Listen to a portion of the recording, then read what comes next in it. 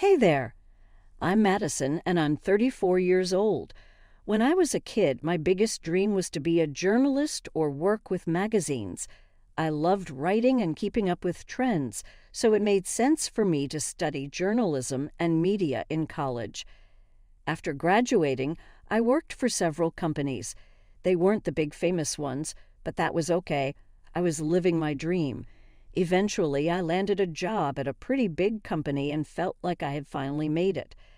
A few years after I graduated college, when I was about 28, I met my husband, Scott. Scott's family was pretty wealthy and had their own business. I'm mentioning this because his mother, Tricia, always disliked me and insulted me.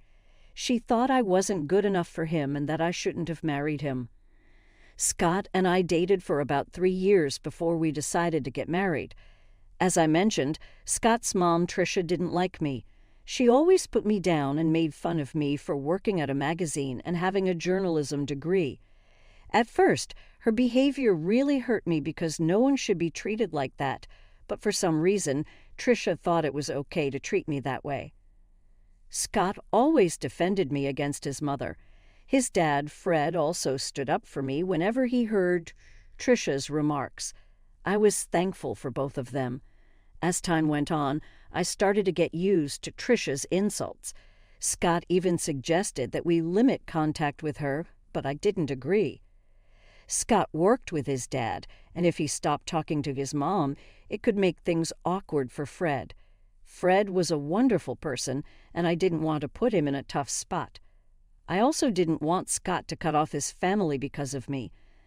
I learned to deal with it mostly because we only saw Tricia twice a month at most. But things changed when Fred had to go overseas for a business project. Tricia didn't want to be alone, so Scott and I agreed to let her stay with us until Fred returned. I had a bad feeling about it, but I believed that family should always come first. Living with Tricia was really tough.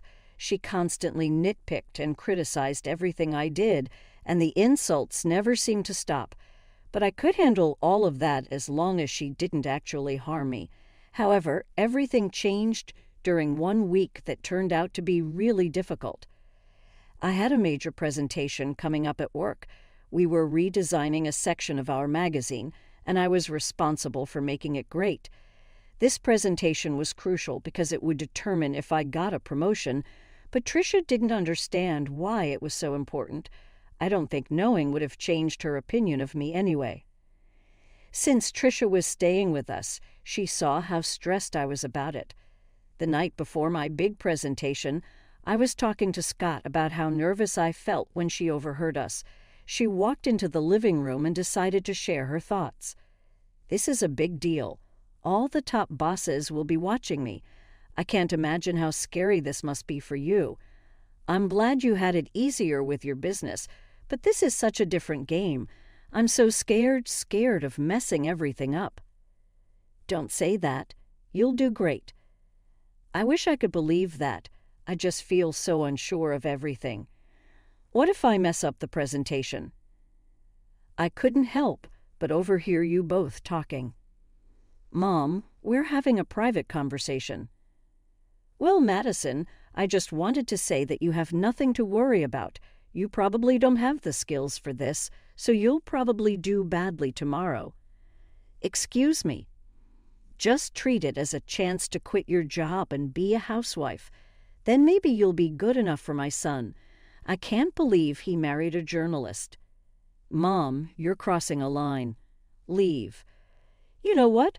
I don't have time for your nonsense, Tricia. I have bigger things to worry about than your opinion of me and my relationship with your son." "How dare you talk to me like that?" "So it's fine for you to talk to me that way, but not the other way around? Scott, say something. Your wife is disrespecting your mother."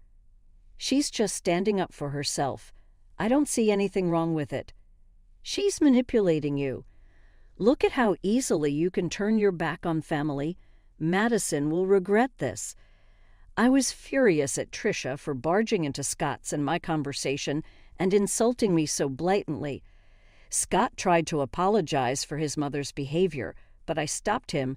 He wasn't responsible for her hurtful words. After that, we decided to call it a night and went to sleep. I was too focused on everything else to even think about Trisha's threat towards me. I figured she would just continue tormenting me, which honestly I didn't care about at that moment. Dealing with her could wait until after my presentation. The next day, I hurried into work with my laptop ready for my presentation, but when I opened it, I realized something was terribly wrong. All the files on my desktop were gone, and my laptop had been reset. I started to panic. I had emailed the presentation to myself, so I tried to calm down, but when I logged into my email, I saw that all my emails were deleted, even from the trash. My heart sank and tears filled my eyes. I felt an overwhelming fear. I had to explain everything to my boss, who was not happy. He yelled at me for a while before telling me not to bother with the presentation because he had someone else do it in case I messed up. I knew then that any chance for me to advance in the company was gone. I couldn't believe this was happening. I rushed home in tears. Scott hadn't left for work yet, and when he saw me, he took the day off to be with me. He held me as I cried, and when I calmed down a bit, he asked me what happened. "What's wrong, honey? Did the presentation not go well?" "There was no presentation. At least, not one that I gave." "Huh? What do you mean? You put so much effort into preparing for it. You hardly slept those past few days because you were working so hard."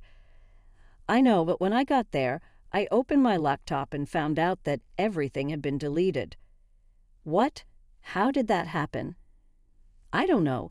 It was really embarrassing and humiliating to have to explain it to my boss." "Wait, did you not back it up somewhere else?" "Yeah, I emailed it to myself, but even my inbox and trash were emptied." "Oh my God, I'm so sorry this happened. What did your boss say?" "He yelled at me a lot, called me unprofessional and lazy. He had someone else do the presentation." "But you still have your job, right?" "Yeah, but I'm stuck in this position. I can't move up or get promoted. I'm done here." "Don't worry, honey. You'll find a better job. I'll be here for you through it all. Just keep working here until you're ready to leave." "Yeah, I'll give my notice now. I can't believe I worked so hard for this, and just when I was close, it slipped away." I felt really down after that. I take pride in doing well on my projects, so what happened was really tough for me. It was traumatic, to say the least. I wasn't given any more important work at my job. I held off on quitting, but after another week I knew it was time. I handed in my notice and waited for my time to be up. Through it all, Tricia seemed strangely happy. She saw me crying once and made remarks about how she knew I would fail. At first I was mad at her, but then I started thinking about her behavior. Maybe she was happy because she thought I would finally become a housewife, or maybe she was happy because she had something to do with my career falling apart. I can't quite explain it, but I had this gut feeling that Tricia had something to do with my laptop troubles. I wanted to talk to Scott about it, but I needed evidence first, so I decided to set up a hidden camera in the office to catch Tricia in the act. I ordered a camera disguised as a smoke detector and installed it on the ceiling. I connected it to my phone and got ready to implement my plan. The next step was to somehow let Tricia know about my upcoming presentation. That wasn't too hard. I just paced around the office looking worried. Scott was still at work, unaware of what I was doing. Tricia noticed my anxious behavior and asked what was going on. "What's wrong? Are you stressed about another project?" "I need to tell someone. Since you asked, I've been given another chance to present my work, and it could lead to a raise." "Oh, really?" "Yeah, and I'm really nervous because this is my last chance to get things right, and I have to do it well." "Why aren't you telling Scott? Is it because you're embarrassed about your job?" "No, it's because I don't want to disappoint him again. Just keep it between us, okay?" "I'm not promising anything, but it'll be interesting to see what happens tomorrow." "Why do you always want me to fail?" "I just think you'd be better off as a housewife. It's less embarrassing than what you're doing now." I don't have time for this, and I don't care what you think. Please leave me alone so I can practice my presentation before Scott gets home. Trisha left, but not before giving my laptop a look and smirking at me. I had a feeling something was up. I stayed in the office a little longer, only leaving when Scott came home. Trisha didn't mention my presentation, but she kept smirking at me during dinner. After we went to bed, I checked the footage from the hidden camera on my phone, keeping an eye out for any movement. Scott and I watched a few episodes of our favorite TV series as usual. There wasn't any action until midnight when Trisha entered the office. I quickly showed Scott what was happening on my phone. He seemed puzzled at first, but then he saw Trisha messing with my laptop until it shut off and restarted.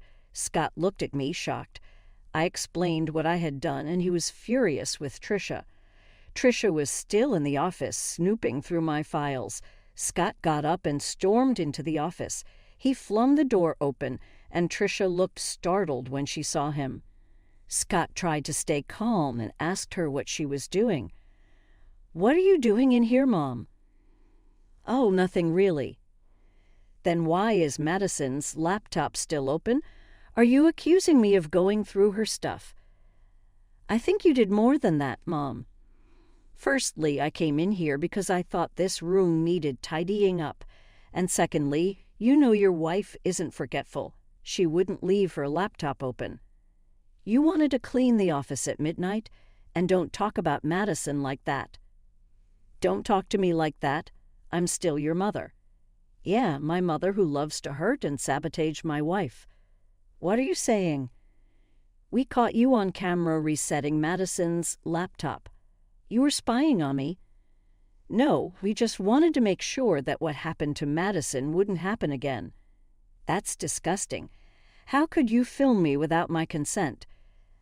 "I didn't put cameras in your room. I put one in my office, and you went in there without my permission. And even if it was wrong, it's nothing compared to what you did to Madison. I want you out of our house tomorrow." "But I'll be all alone," Trisha protested. "I don't care. I don't want to talk to you." The next morning, Trisha tried to delay things by helping with breakfast and washing dishes, but Scott wasn't having it. As soon as she finished, Scott came down with her bags and told her he'd packed for her and ordered her an Uber. Trisha pleaded with him to let her stay, even crying, which was unusual for her as she usually made others cry. Scott ignored her and went to our room. Trisha turned to me and started yelling, blaming me for setting her up. I told her if anyone should be yelling, it's me. She's lucky I haven't shared the footage with her friends and family. If they knew what she did to me, she'd lose them all. That shut her up pretty quickly. After Trisha left, I felt the weight lifted off my shoulders. Though I was still upset about my job situation, I knew I could bounce back and do even better. Scott was my biggest support throughout everything. Once my notice period ended, I took some time off to rest and figure out my next steps. Over the next few months, I took courses in different areas of my field. I knew if I focused on a specific niche and found the right job, I could achieve a lot more. I didn't want to expose Trisha, but after years of her putting me down, I wanted to show her what I was capable of. I wanted to reach heights even she hadn't seen. With Scott's help, I got recommendations in various places. Being wealthy also meant having many connections, which was a huge advantage. With my experience and Scott's support, I landed the role of chief editor at a major magazine known worldwide. The work was tough, but it was worth it. Somewhere along the journey to becoming chief editor, I forgot about my desire to show Trisha what I was capable of. In fact, we hadn't had any contact with her during those months. I knew Scott still spoke with his father because they worked together, but Scott hadn't heard much from or about his mother. His father, Fred, said she was upset with us about something but wouldn't say what. At least Trisha took my warning seriously, but I knew I would have to see her eventually. It turned out my company was throwing a huge party with lots of big names invited, including Trisha and Fred. Scott and I dressed our best because, for the first time, we were both important figures. When we arrived, Trisha and Fred spotted us and waved us over. We greeted them, and Trisha gave me a once-over before smirking. "Look at you, trying to fit in," she sneered. "Trisha, ignore her. Madison, you look lovely as always," Fred said kindly. "Thanks, Fred. How have you been?" "Yeah, how's unemployment treating you?" Trisha interjected. "Wait, you're unemployed?" Fred asked, surprised. "Oh yeah, she messed up at her job and they let her go. I've always said she's not good enough for our son." "Look at her. She can't even keep a job," Trisha mocked. "That's enough, Mom," Scott said sternly. "Stop siding with her. It's bad enough having to see her everywhere. We wouldn't have to if you just left her, like I said," Trisha insisted. "Okay, that's enough. Either you stop talking or I'm leaving," Scott warned. "But Madison, sweetie, if you need a job, let me know. It would be great to work with you," Fred offered sincerely. "That's really kind of you, Fred, but I can't accept the offer," I replied. "Of course not. I told you she's lazy and incompetent," Trisha muttered. Just then my name was called, and people started cheering. I looked towards the small stage, and the CEO was there, waving and motioning for me to come up. I turned to Fred and Trisha, excusing myself. Fred looked amused, but Trisha seemed confused and angry. The CEO gave a speech praising my work in the company and my ability to innovate and bring new ideas to the magazine. The audience cheered loudly, asking for a speech. I thanked Scott for his support and all my colleagues who helped make the magazine what it is. I ended by thinking of what. "That's really kind of you, Fred, but I can't accept the offer," I replied. "Of course not. I told you she's lazy and incompetent," Trisha muttered. Just then my name was called, and people started cheering. I looked towards the small stage, and the CEO was there, waving and motioning for me to come up. I turned to Fred and Trisha, excusing myself. Fred looked amused, but Trisha seemed confused and angry. The CEO gave a speech praising my work in the company and my ability to innovate and bring new ideas to the magazine. The audience cheered loudly, asking for a speech. I thanked Scott for his support and all my colleagues who helped make the magazine what it is. I ended by thinking of one person who doubted me because their negativity pushed me to be better. As I walked off the stage, everyone stopped me to congratulate me and ask about the unnamed critic, but I kept that to myself. I made my way over to the table where Fred, Trisha, and Scott were seated. Scott hugged me tightly, congratulating me, and Fred stood up to hug me too. Trisha glared at me. "Oh, Madison, this is amazing. I can see why you wouldn't want to work with us," Fred said. "Thanks, Fred. Although I'll admit, if you'd offered me the job about 6 months ago, I might have taken it." "You should have. At least then you'd be paid more," Trisha snorted. "Paid more? I could never put a price on this," Fred replied. "Right, she's not worth all that money," Trisha scoffed. "No, I mean I couldn't match what she's earning right now." "What do you mean?" Trisha asked, confused. "Do you want me to tell her, Madison? It might come off as boasting if I say it," Fred offered. "Madison makes at least 5 times more than I do in her current position," Fred